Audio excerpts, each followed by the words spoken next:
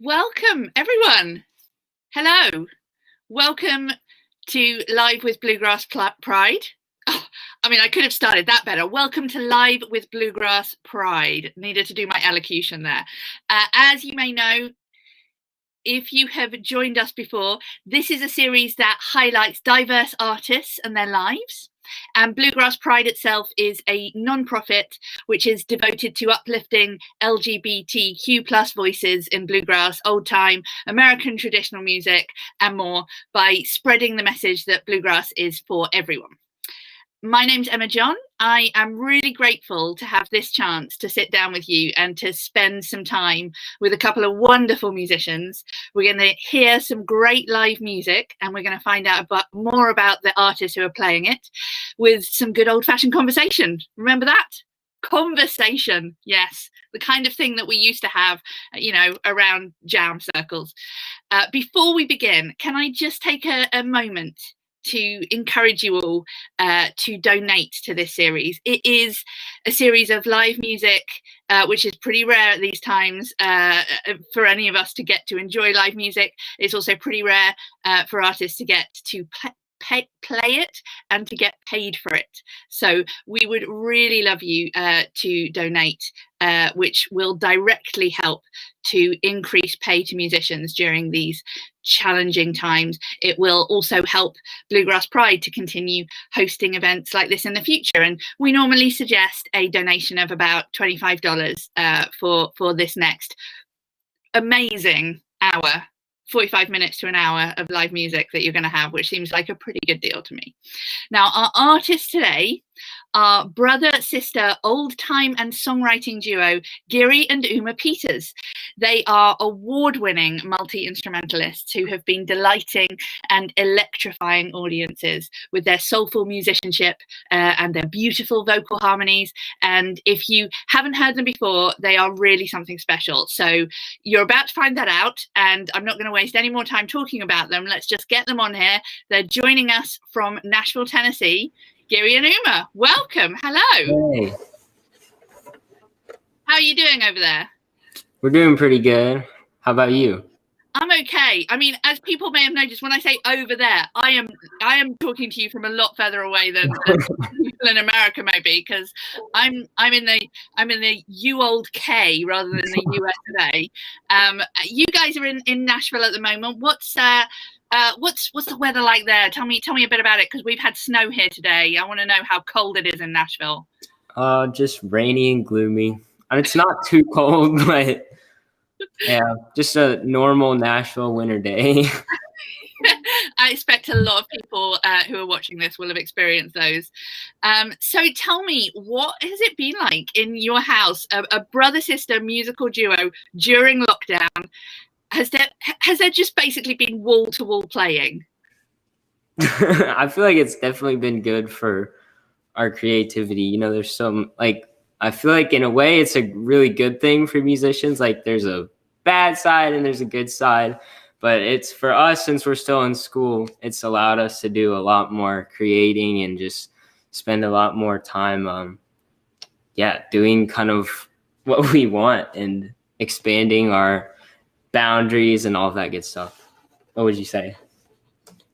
Yeah, I would say I've definitely just been playing around more, and you're not really restricted. You can kind of just play whatever you want now. You're not tied to the same old set list that you're doing around with. Yeah. You mentioned school. You are both in school. What's that been like? Have you been able to go into classes? How does it work where you are?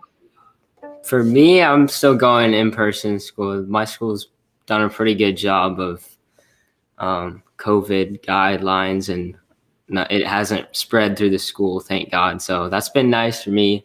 It's definitely weird. There's these plastic dividers and masks, obviously, so you can't see people's faces. But you want to tell them what yours like? I'm also in person, but we are outside all day, every day, in these wooden structures. And we recently just got fires, so that's better, but it is pretty cold. I mean, you know, there's old time and then there's actually living old time, which is what it sounds like you're doing. Does it make you feel like you can kind of, you know, really get into the spirit of those 100-year-old songs that are set in cabins and where it's freezing cold in the wintertime? So tell me a bit about jamming, because obviously everyone has discovered that, you know, their whole music lives have got a lot smaller since the start of the pandemic. Have you been able to collaborate or spend any time with musicians other than each other? There's definitely been stuff that we've been able to do through Zoom, which is kind of weird, but we'll take it. And then we got to do what I think we did a couple in-person things, maybe masked and socially distanced. The one that I remember was when we went to Jerry Douglas's house down the street to film a video, just in his studio backyard, or in the back of his yard. I mean, that sounds great. That's when it's great to live in Nashville, right? And have amazing neighbors. Yeah, that was pretty awesome. How was he doing? How I mean, somebody with as big a personality as Jerry, how was he coping with being stuck at home? I think as of a couple months ago, I think that was when we last saw him, he said that it was actually enjoyable for him because, you know, most of them are always on the road and they don't get to just spend time at home. And so I think that was nice for him. Yeah, and it's good to always be looking at the positives and counting the blessings. Well, Uma, we're gonna hear some originals from you, and we're gonna hear some of your amazing banjo playing. You actually started out on fiddle, isn't that right? Yes, I started on classical violin when I was 4, and Giri had switched over to kind of bluegrass fiddling, and so I was sitting in on one of his lessons, and I told his teacher, Deanie Richardson, I want to fiddle too. It just sounded really fun. And then when I was 7, that's when I saw Rhiannon Giddens when she was with the Carolina Chocolate Drops, and I just loved the sound and the groove and that it made people want to dance, so that's when I picked up the banjo.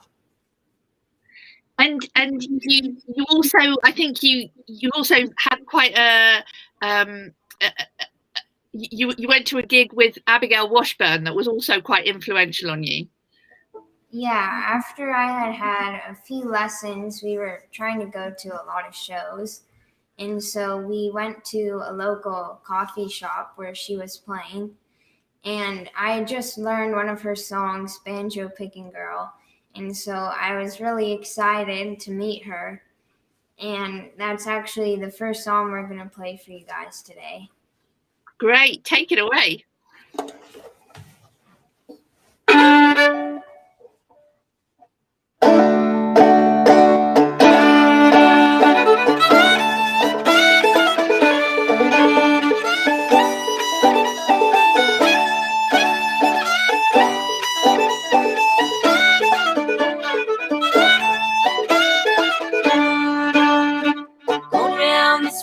Baby man, go round this world, baby man, go round this world.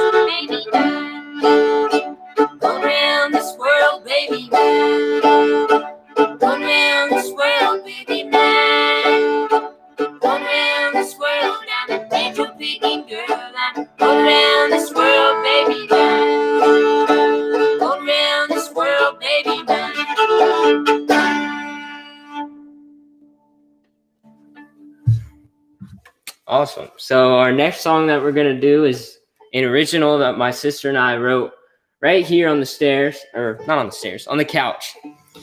And yeah, this is just a cool instrumental we wrote. We were just messing around, having fun.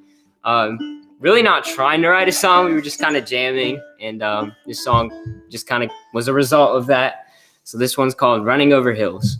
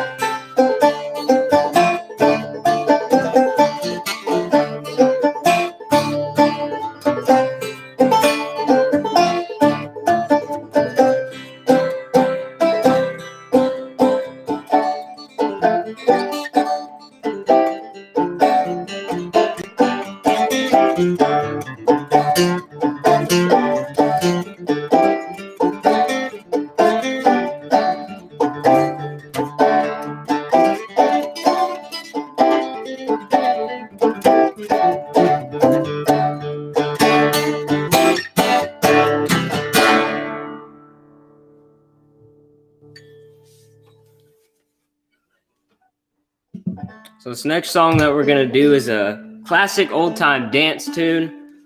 We used to play this at a lot of square dances when there was when they were actually a thing. And yeah, this one's called Pretty Little Girl. Go ahead. Tune that.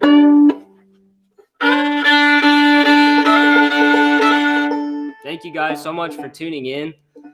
We really appreciate it. We're excited to be playing music now, especially since it's a lot harder to find stuff to actually perform. And so we love opportunities like this, and we're extremely grateful to Bluegrass Pride and that whole organization.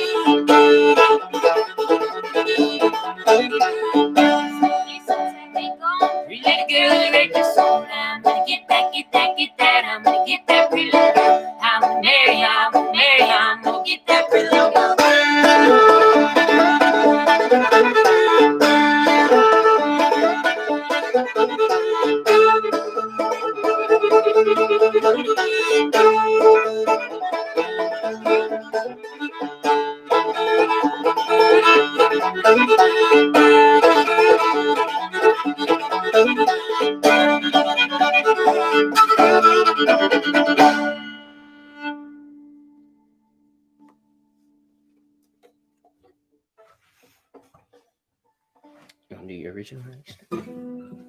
So this is a song that I wrote, and I was just noodling around in my room, and I came up with this melody. Thought it sounded really cool. I don't have a name for this yet, but I hope you like it.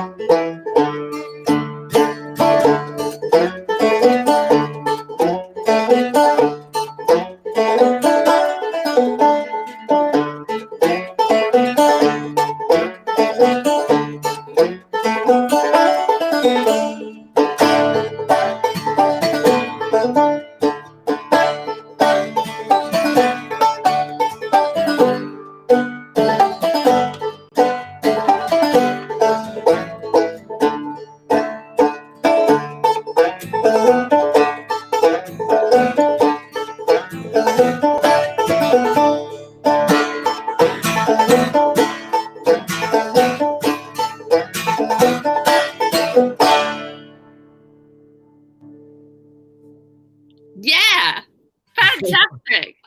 Oh, that's wonderful. I really loved it's lovely to hear a square dance tune as well, and just be reminded, that there's still the opportunity for us all to just dance around our living rooms, even if we can't be whirled around by strangers.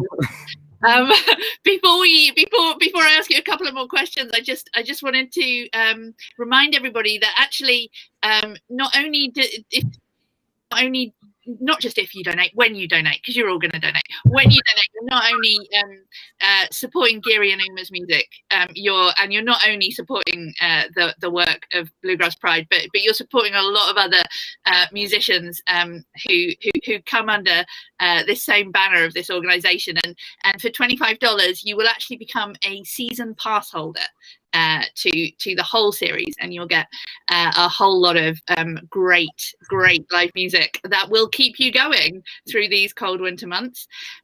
So Uma, you said you hadn't come up with a title for that last tune yet. How do you normally come up with titles for tunes? What normally inspires you in that regard? Usually I listen to the song and I kind of see if there's like an image that it kind of reminds me of. And usually that's kind of what I base it off of, unless it has like a theme, kind of.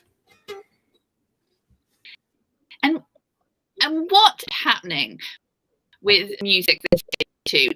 Has lockdown inspired you in different ways? Are you trying new things, new paths? What are you up to musically? What's getting you going creatively? For me, I really got into songwriting during the whole lockdown in a way that I feel like I definitely wasn't doing as much before. I wrote a single in March of 2020. And then I released it in May. It's just a small little project. It's called Into the Sky. You can go listen on all platforms. And so I wrote that one, and that was kind of the beginning of the whole thing, I feel like. And then in the summer, I did an online songwriting camp, like a Zoom thing through Berklee College of Music. And I learned a lot there. I think I was writing like one song per week. So I was actually just yesterday, I was going through my phone looking at all the old songs that I wrote in the summer and just like playing some of them. Because it's so easy to forget when you keep on writing new stuff. But yeah, I feel like songwriting was a big thing that I definitely got into and I'm still working on. Any great tips from the course that you can share with us? Anything you found really useful for your songwriting? I guess for me, I never really knew there was like after taking the course, I definitely started listening to songs and music differently. Like I feel like before I just kind of, I listened like a normal music listener would. Like, oh, that's a nice song. You listen to it as a whole. And then after I started listening to it like in sections, and I didn't realize there was like there was a formula of how to like get certain sounds and create a feeling for the listener. And so I wrote a new single this fall, and it's getting mixed and mastered right now. And I'm hopefully going to release that soon. But definitely like a lot that I learned from that course is in this new single. Great. Well, it would be great to hear some of your new songs, and also just tell us a little bit about what inspired you as well. But I'll leave it over to you to do now. Yeah. So the one that I recently wrote in the fall was kind of related to the whole COVID thing, since most of the stuff that I write is what's on my mind and what I'm feeling. So this one I was not kind of having a good time, you could say. It was one of my lows. I was just missing going out to festivals, playing music with people, seeing friends, all that good stuff. So this is a song that I wrote called Fallen. And I'll hopefully release this soon, but this is the first time that I'm actually performing it. So bear with me, and I hope you guys like it.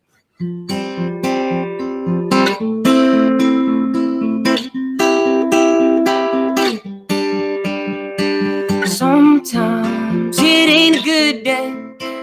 Well, I'm stuck down in this hole. I can't get out. I lost my balance somewhere, and I needed to find my way out.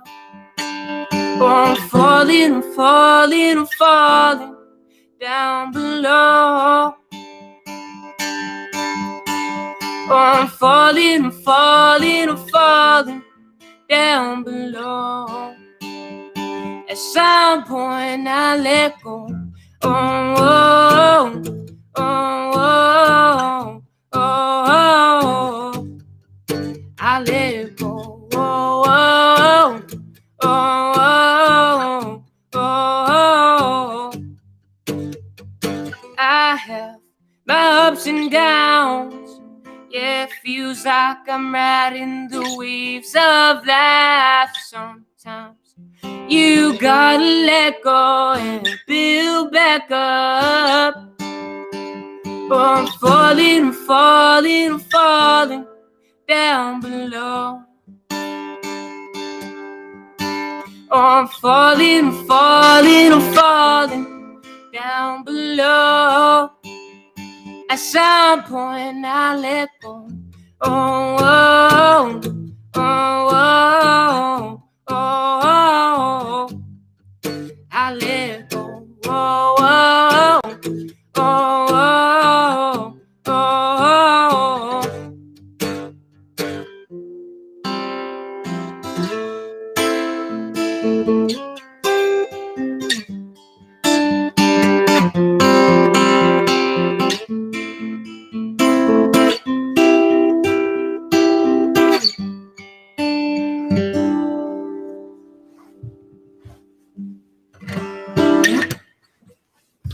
I hope you guys like that one. There's a lot more going on in the recording. It was a nice experiment for me, and I feel like a lot that I learned in that recording was kind of the whole producing thing, I guess.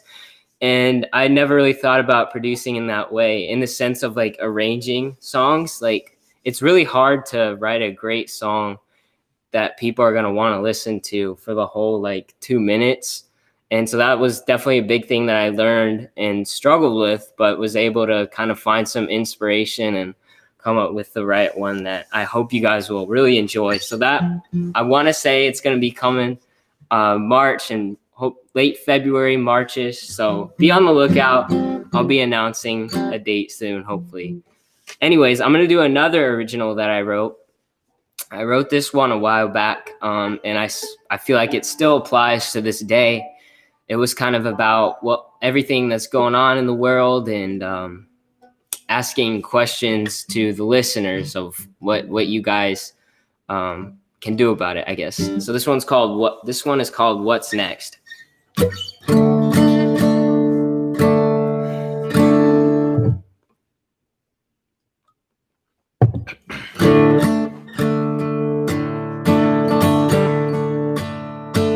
Why do we live in a world of souls? Why can't we live in a world of peace? Why do we live in a world of destruction?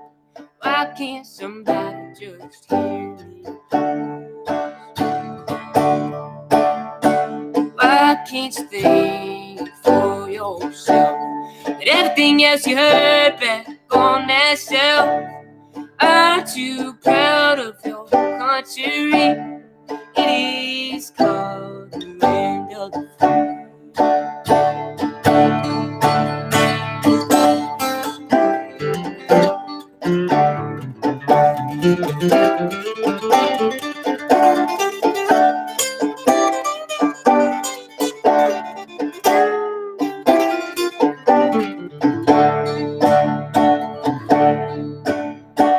We weren't the first ones forcing natives out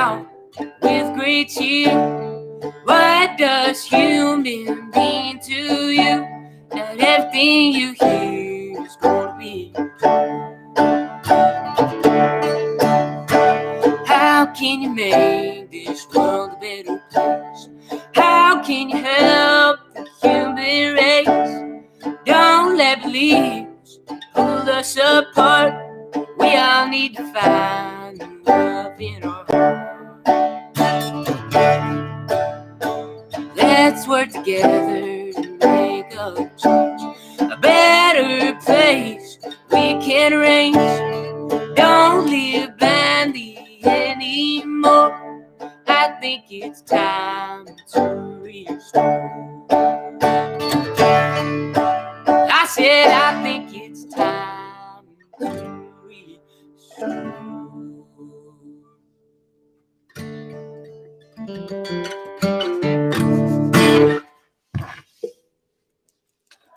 So I'll let Uma tell you about this next song that we're going to do and her little instrument switch.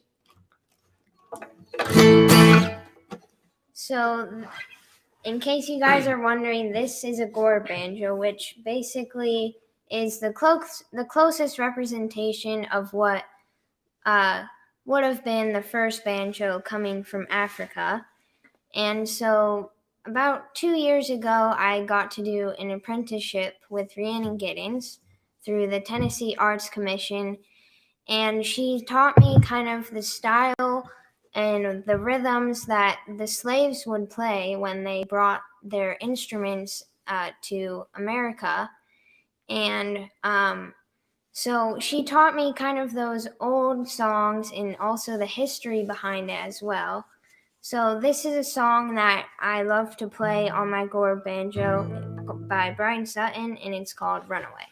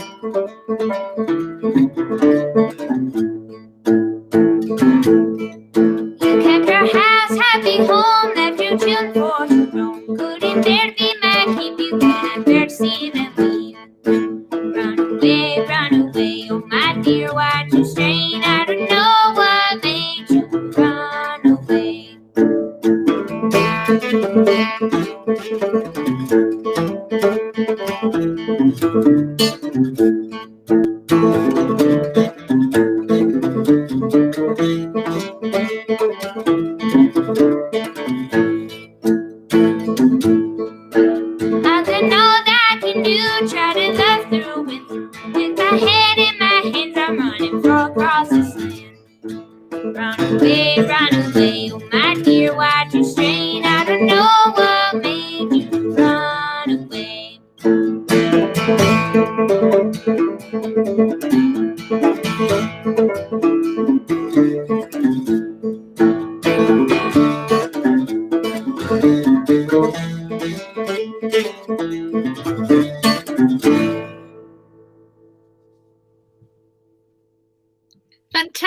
That's the Brian Sutton tune you were saying.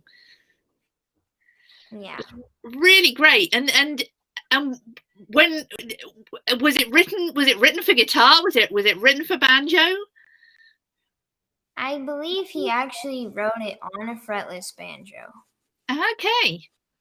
It sounds great. I mean, for those of us who don't know, could you just very quickly tell us what the difference is with playing a gourd banjo? Is there a different feel, a difference of sound? Well, it's definitely a lot lighter.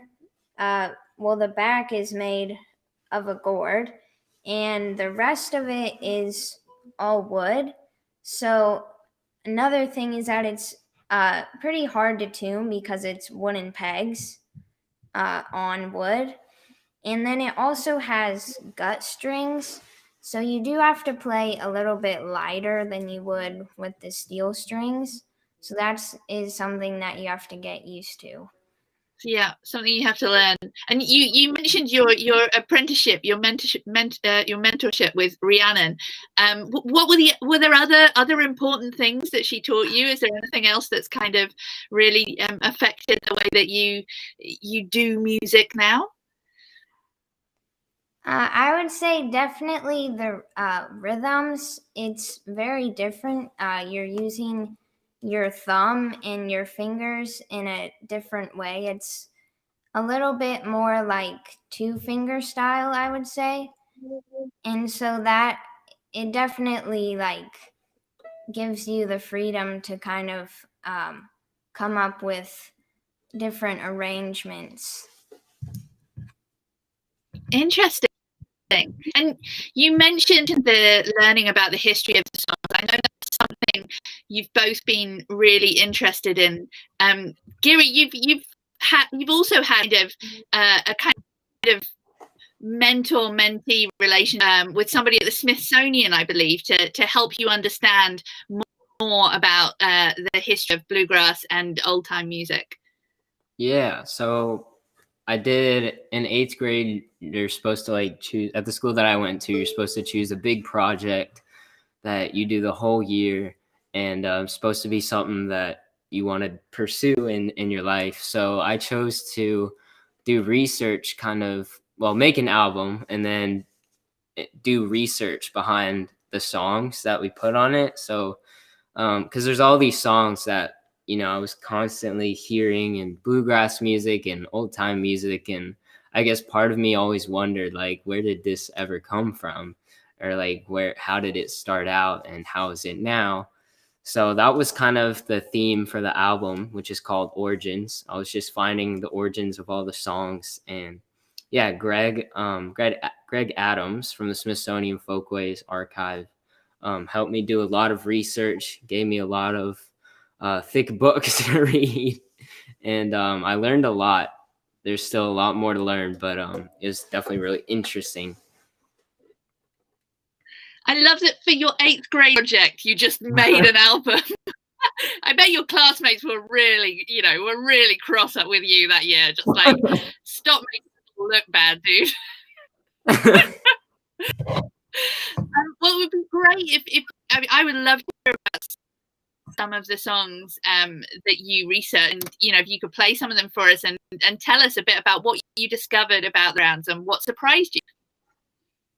Yeah, well, a lot of so the banjo came from Africa, like Uma said, and that's where a lot of old time music actually originated from.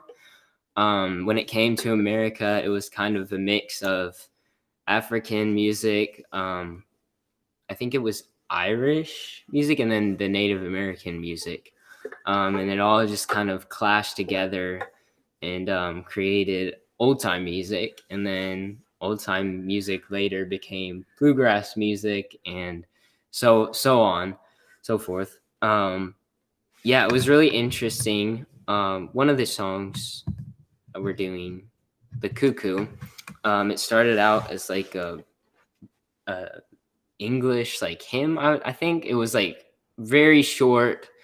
You can look it up. I looked up the hymn on Wikipedia, I think, so you can find it. It's very hard to find all this information though. Like for some of these songs, I had to dig really deep because a lot of it often gets covered up, and it's obviously something that's not really talked about, which is why I thought it was really interesting. But anyways, we heard one of the first versions of the Cuckoo and then how we're playing it now, and it's crazy to see the evolution of these songs and how different it is. So yeah, we're gonna play the Cuckoo in a bit, but before we do that, we're gonna play a song called Ida Red. And yeah, we were inspired by Uncle Earl to do this song. We got to play it with them last year, I think. And yeah, it's a great dance tune, another square dance tune. So yeah, feel free to dance along in your living rooms.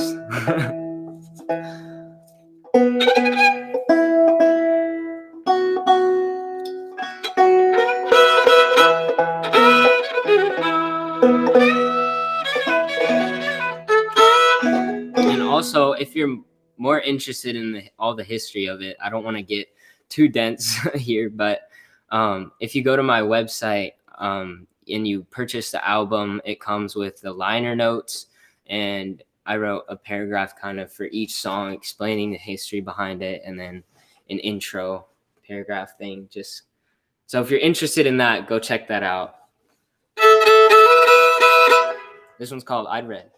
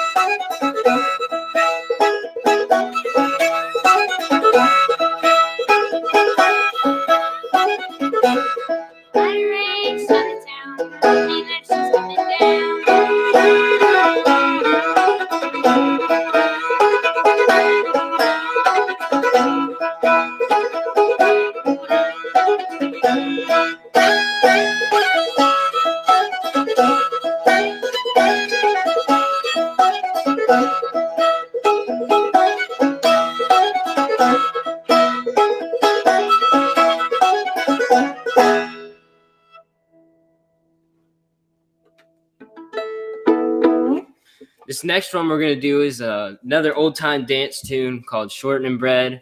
If our dog was in this room right now, she would be howling to it, but she's currently in the room with our mom, so she doesn't howl to it because she thinks she owns the show, and that would be really funny. This was another one that I found some history about that was really hard to find. Because when I played this song a lot, I often thought about it as like a happy dance tune, obviously. But then I was reading some book, I think, and then it prompted me to go do some more research about it, and I found the original lyrics to the song, and it was extremely racist, actually, and then it was just kind of covered up, never talked about again, and then the lyrics were changed and the song was kept. So kind of interesting to see how so much history was left behind, I guess. And it's definitely something that I feel like should be talked about more. It's like, I like to say it's knowing where, like, if you're going to eat your food, you should know where it comes from. You know, it's kind of like that. always sort of interested me. Anyways, this is one called Shortening Bread.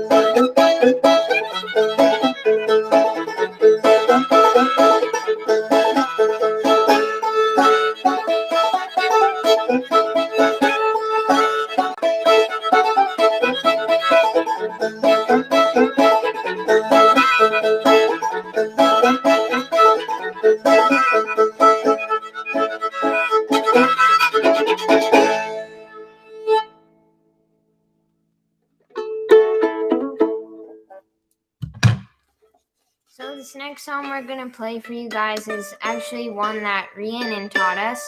She came over to our house, taught us this song along with a few others.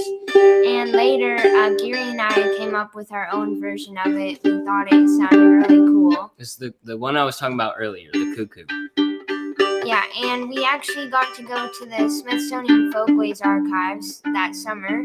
And we heard the original versions of all these songs. And like Giri was saying, it's really interesting to see how much these songs have evolved to how it sounded when it was played back then to how it sounds now. So we are going to play you guys our version of this song, and it's called The Cuckoo.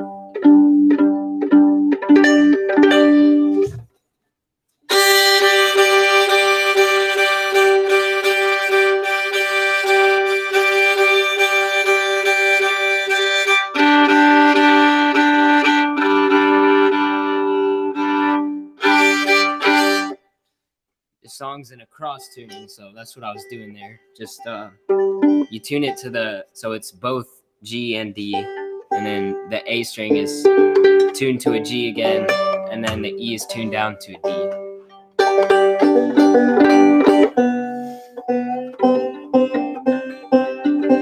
I would say this is probably our dog's favorite song. If she was here right now, she would be on the couch right in the middle with her head in the air howling.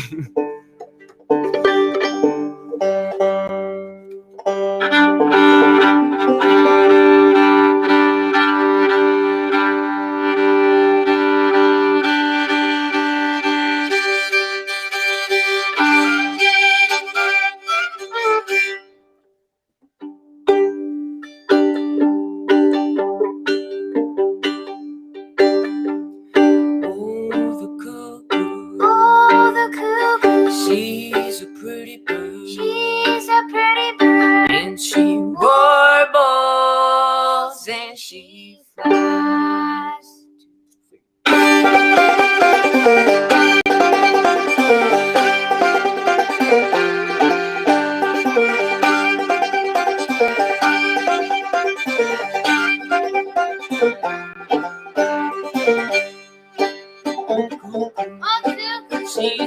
She's a pretty bird. And she warbles and she flies, but never sings cuckoo. Sings cuckoo till the 4th day of July.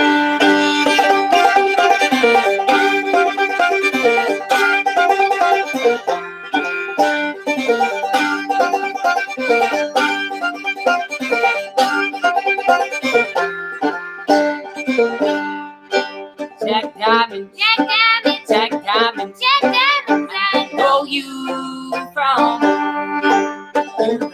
you ride my poor pocket poor pocket of silver.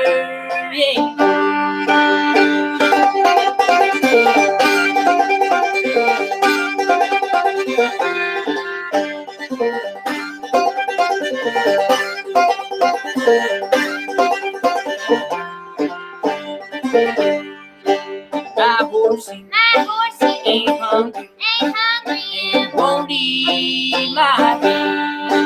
I ride a little bit further. And feed on my way.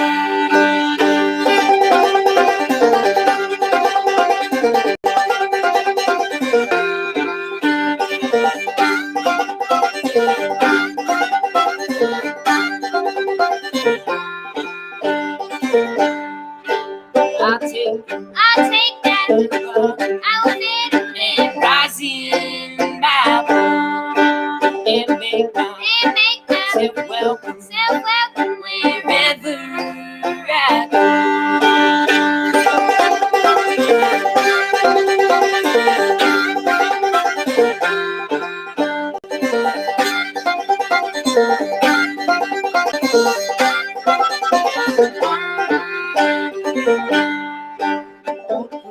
Old Cuckoo, She's she's a pretty bird. and she warbles and she flies, but she never sings cuckoo. Sings cuckoo till the 4th day of July.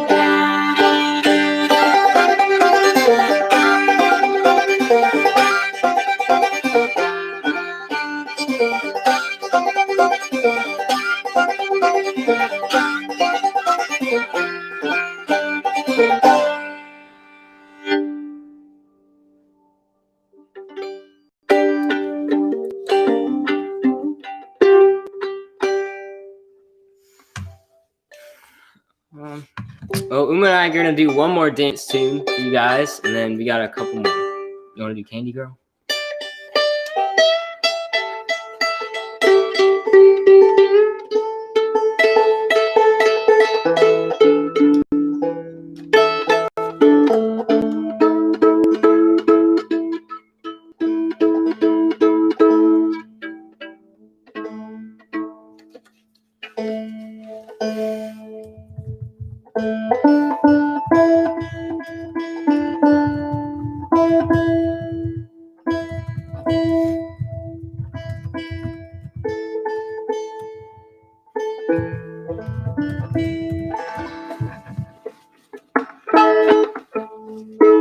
Just gotta finish cross tuning here.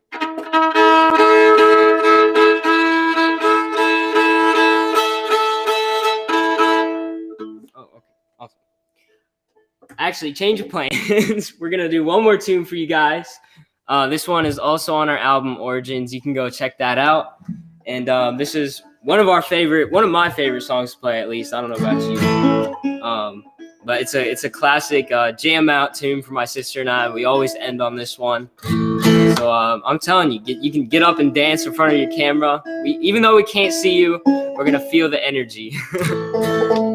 So this one's called George Buck.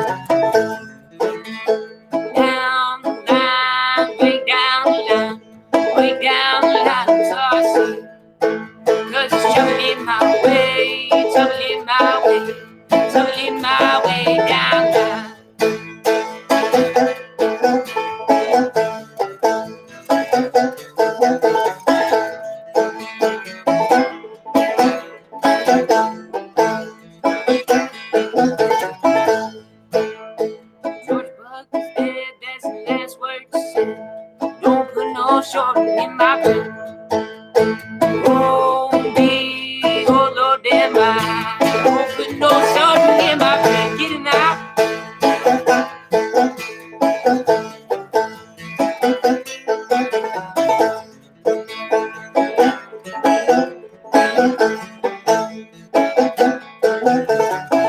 One more time.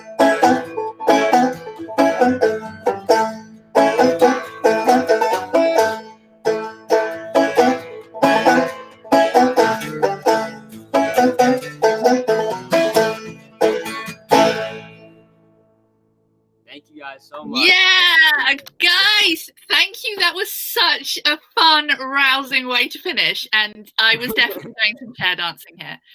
I mean, I don't know if chair dancing is quite square dancing, but you know, I'm British, so we tone things down quite a lot.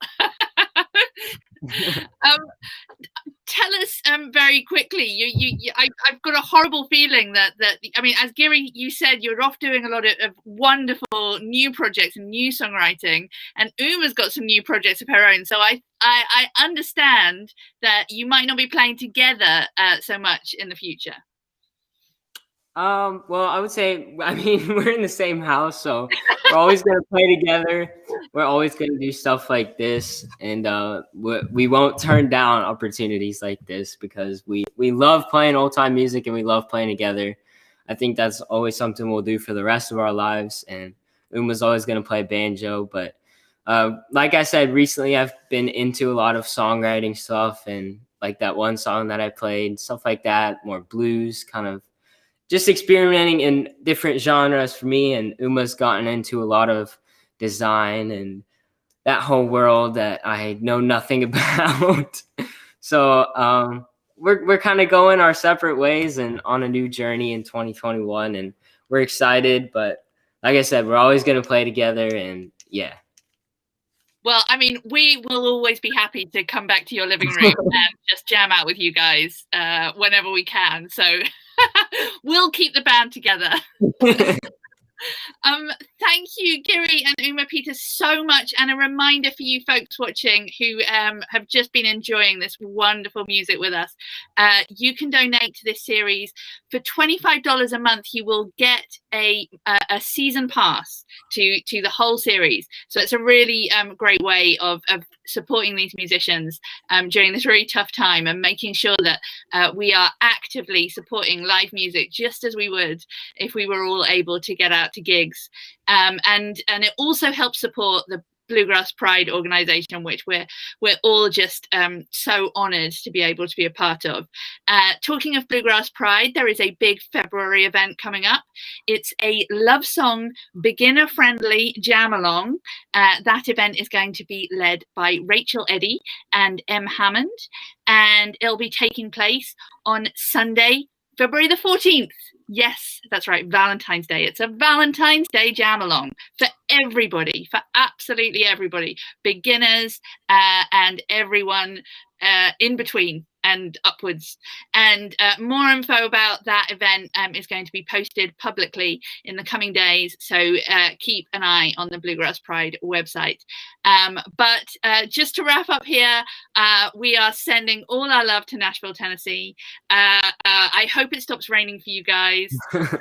I won't wish our snow, which is outside my window here in Britain, upon you, because that might be annoying. I don't know, but you know, we're sending you lots of love, and we're sending lots of love to everybody who's listened and just enjoyed along with us today. And isn't it great to just hang out and have some fantastic live music in our living rooms?